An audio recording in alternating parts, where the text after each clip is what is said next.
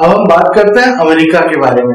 तो अमेरिका के संविधान से कौन कौन से स्त्रोत या फिर तथ्य भारतीय संविधान में लिए गए हैं, इसके बारे में हम बात करेंगे। तो सबसे पहले जो मैंने पॉइंट बनाया हुआ है वो है मौलिक अधिकार का। तो मौलिक अधिकार के बारे में हम एक अलग से वीडियो आगे बनाएंगे। अभी बस थोड़ा सा इसके बारे में बता देता हूं कि मौलिक अधिकार जो है वह आर्टिकल 12 से लेकर आर्टिकल 35 तक का है। मतलब अनुच्छेद 12 से लेकर अनुच्छेद 35 तक का जो है भारतीय संविधान में मौलिक अधिकारों के बारे में बात की गई है या फिर चर्चा की गई है। भारत में जितने भी भारतीय नागरिक हैं जो रहते हैं, तो जिनको भी भारत की नागरिकता प्राप्त है उन्हें कुल 6 मौलिक अधिकार प्राप्त है। उन 6 मौलिक अधिकारों के अंतर्गत और भी बहुत से आर्टिकल आते हैं जिसके बारे में हम विस्तार पूर्वक चर्चा करेंगे जब हम मौलिक अधिकार के बारे में बताएंगे। तो जो भारत के जो मौलिक अधिकार है जो कि अनुच्छेद 12 से लेकर अनुच्छेद 35 तक के है, वह अमेरिका के संविधान से लिया गया है। तो यह जो क्वेश्चन है वह सर्वाधिक बार पूछा गया क्वेश्चन है कि भारत का मौलिक अधिकार कौन से देश के संविधान से लिया गया है। तो उसका आंसर आएगा अमेरिका। इसके अलावा संविधान की सर्वोच्चता, तो संविधान की सर्वोच्चता के ऊपर क्वेश्चन कैसे बनता है कि भारत में किसको सर्वोच्चता प्राप्त है, भारतीय संसद को, राष्ट्रपति को, प्रधानमंत्री को या फिर संविधान को। तो आंसर आएगा संविधान। भारत में सबसे प्रमुख जो है वह संविधान को सबसे ऊपर के स्थान में रखा गया है। मतलब संविधान से बढ़कर कोई नहीं है और संविधान की रक्षा करने का कार्य करता है सर्वोच्च न्यायालय। तो यहाँ पर जो संविधान की सर्वोच्चता है वह भी अमेरिका के संविधान से ही लिया गया है। इसके बाद हम बात करते हैं स्वतंत्र न्यायपालिका की। तो न्यायपालिका से तो आप समझ ही गए होंगे कि हम उच्च न्यायालय और उच्चतम न्यायालय की बात कर रहे हैं, जो भी न्यायालय है उनके बारे में। लेकिन यहाँ पर मैंने एक शब्द लिखा हुआ है स्वतंत्र। मतलब हम भारत में जो शक्ति पृथक्करण के आधार पर राज करते हैं। शक्ति के पृथक्करण से मतलब ये है कि जो स्वतंत्र न्यायपालिका है वह भारतीय संसद से अलग होकर एक स्वतंत्र निकाय है। भारतीय संसद एक अलग निकाय है और न्यायपालिका एक अलग निकाय है। इन दोनों के बीच ही शक्तियों का वर्गीकरण हुआ है। यह दोनों एक दूसरे के अधिकार क्षेत्र से बाहर रखे गए हैं। मतलब कि यह है कि भारतीय संसद न्यायपालिका को अपने अधीन नहीं कर सकता है और ना ही न्यायपालिका संसद को अपने अधीन कर सकती है। उन दोनों को ही समान शक्तियां प्राप्त हैं। इस कारण मैंने यहाँ पर स्वतंत्र न्यायपालिका लिखा है जो कि अमेरिका के संविधान से ही लिया गया है। इसके बाद मैंने एक चौथा पॉइंट जो बनाया वह न्यायिक पुनरावलोकन शक्ति के बारे में बनाया है। तो न्यायिक पुनरावलोकन शक्ति जो है वह उच्चतम न्यायालय और उच्च न्यायालय को प्राप्त है, जो कि आर्टिकल उच्चतम न्यायालय की जब बात करेंगे तो आर्टिकल 137 के अंतर्गत इसके बारे में लिखा गया है।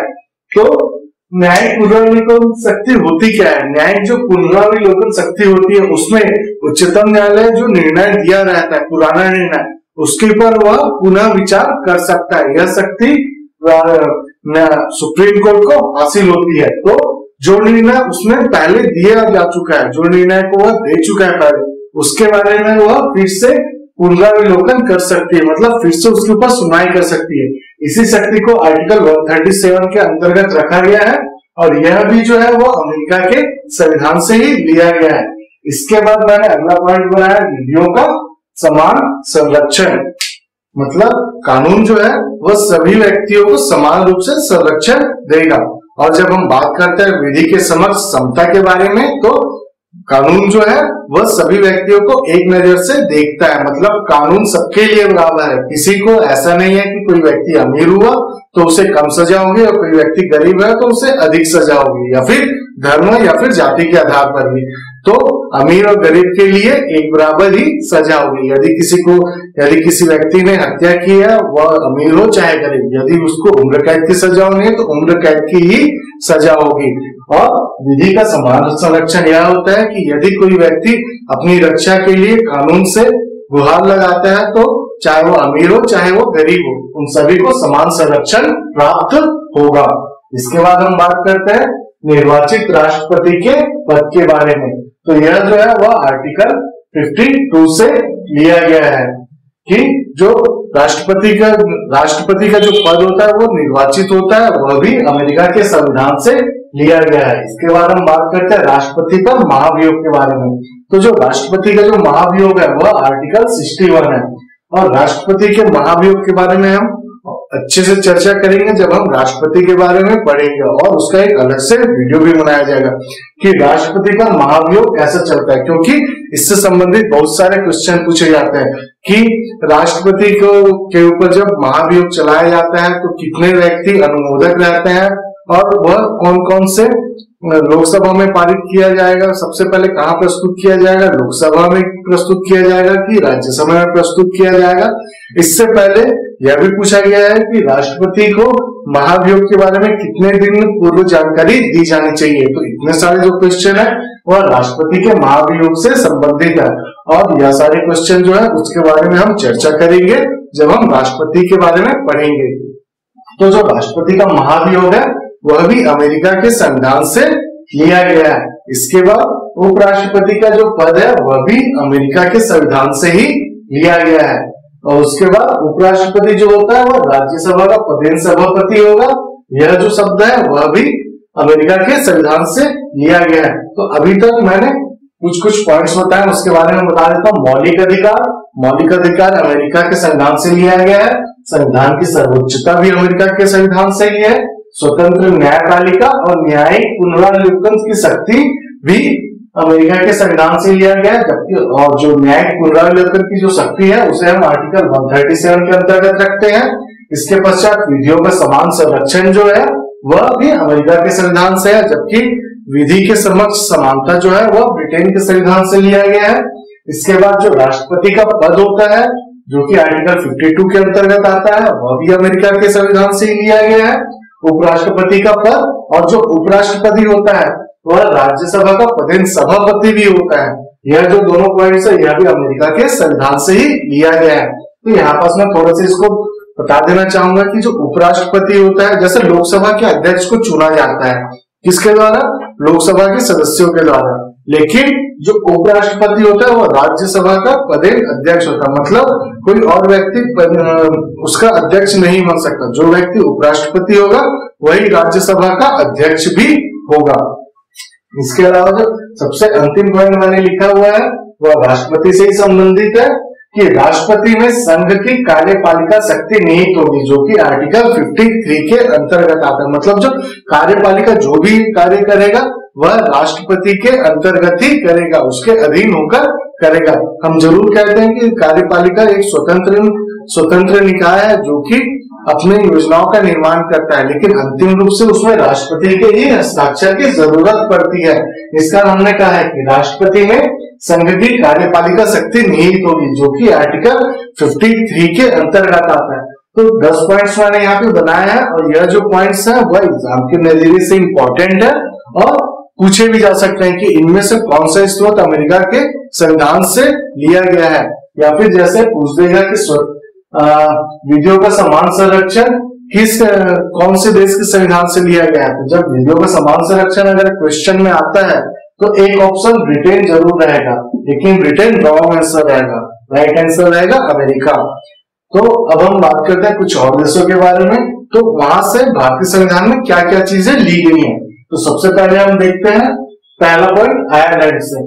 तो आयरलैंड से सबसे पहले जो लिया गया है और जो सर्वाधिक पूछा गया क्वेश्चन में से एक है वह है राज्य के नीति निर्देशक तत्व या फिर राज्य के नीति निर्देशक सिद्धांत, जो कि आर्टिकल 36 से लेकर आर्टिकल 51 तक है। मतलब आर्टिकल 36 से आर्टिकल 51 तक का जो भारतीय संविधान में वर्णन है वह राज्य के नीति निर्देशक तत्वों के बारे में किया गया, जो कि आयरलैंड से लिया गया है। इसके अलावा राष्ट्रपति का निर्वाचक मंडल, देखिए अभी तक मैंने राष्ट्रपति के पद के बारे में बात किया था, राष्ट्रपति के महाभियोग के बारे में बात किया था, राष्ट्रपति के संघ की कार्यपालिका शक्ति के बारे में बात किया था, लेकिन मैंने राष्ट्रपति के निर्वाचक मंडल के बारे में बात नहीं किया था।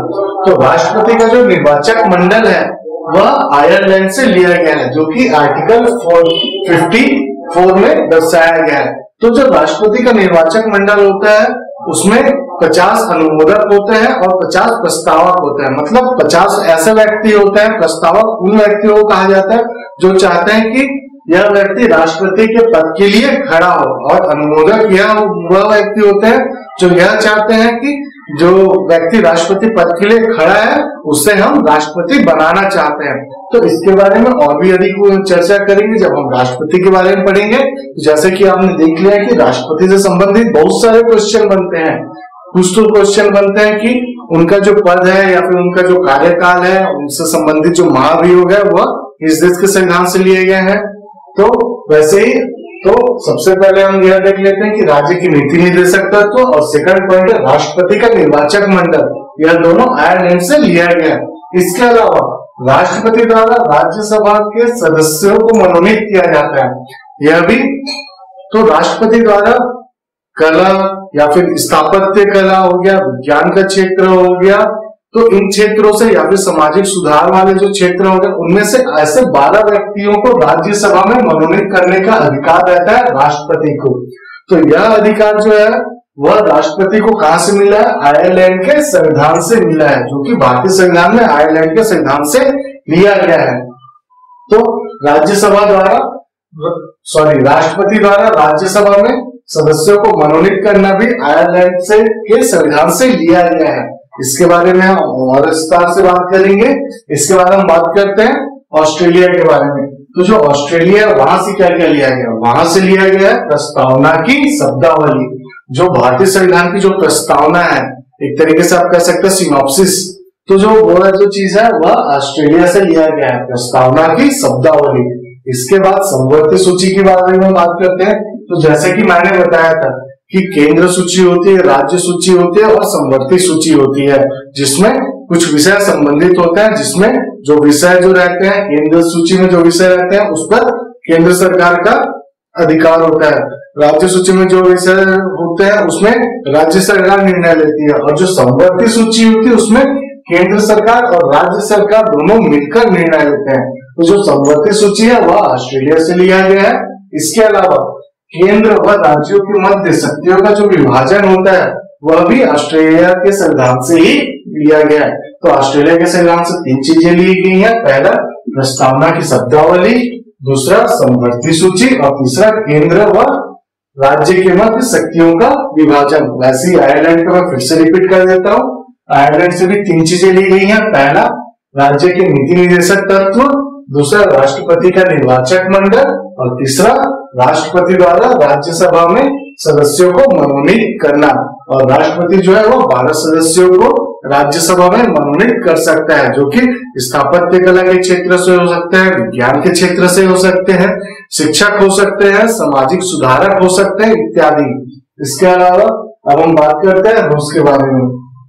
तो रूस से एक चीज लिया गया वह है मौलिक कर्तव्य। तो अगर मौलिक कर्तव्य जो है वो आर्टिकल 51 क में लिया गया है।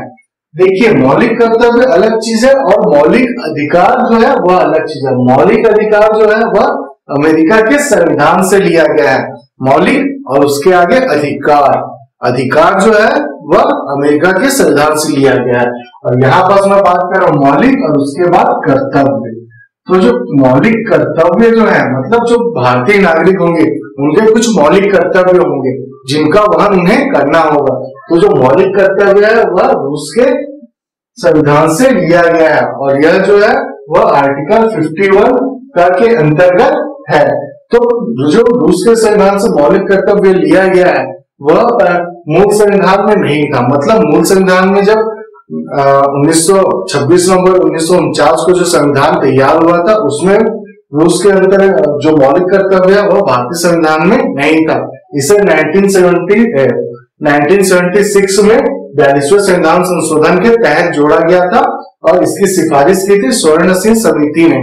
तो यह क्वेश्चन मौलिक कर्तव्य से कई सारे क्वेश्चन बनते हैं, जैसे कि मौलिक कर्तव्य किस देश के संविधान से लिया गया है, उसका आंसर आएगा रूस।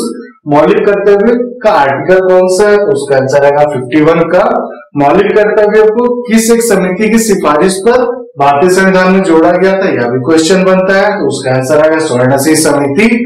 मौलिक कर्तव्य को किस संविधान संशोधन के तहत भारतीय संविधान से जोड़ा गया था, यह भी क्वेश्चन बना हुआ, तो आर्टिकल संविधान संशोधन 42 के तहत मौलिक कर्तव्यों को भारतीय संविधान से जोड़ा गया था। इतने सारे जो क्वेश्चन है वो मौलिक कर्तव्य से संबंधित है। इसके बाद हम बात तो दक्षिण अफ्रीका से, जैसे हमने देख लिया पहले ही कि संविधान संशोधन की जो प्रक्रिया है वह ली गई है और वह भारतीय संविधान में आर्टिकल 368 के अंतर्गत लिखा हुआ है। तो दक्षिण अफ्रीका से संबंधित यदि क्वेश्चन आता है कि दक्षिण अफ्रीका के संविधान से कौन सा आर्टिकल लिया गया है या फिर कौन सी प्रक्रिया ली गई है, तो संविधान संशोधन प्रक्रिया और आर्टिकल होगा 368। इसके बाद हम बात करते हैं जर्मनी के बारे में।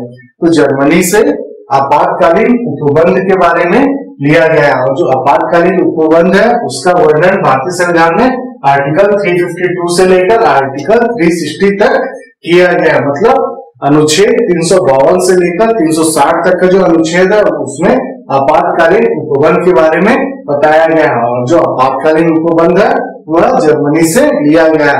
आपातकालीन उपबंध से तात्पर्य यह है कि भारत में कई 3 तरह के आपातकालीन उपबंध की व्यवस्था की गई, जैसे कि राष्ट्रीय आपातकाल, मतलब भारत में यदि पूरे भारत में राष्ट्रीय आपातकाल लगाना है या फिर भारत के किसी एक विशेष क्षेत्र में राष्ट्रीय आपातकाल लगाना है तो उसका वर्णन आर्टिकल 352 के तहत किया गया है।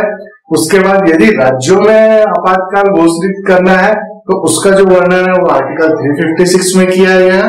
इसके अलावा यदि इकोनॉमिक लेवल में भारत पीछे होते जाता है, मतलब अर्थव्यवस्था से संबंधित यदि आपातकाल की घोषणा की जानी है तो आर्टिकल 360 के अंतर्गत किया जाएगा।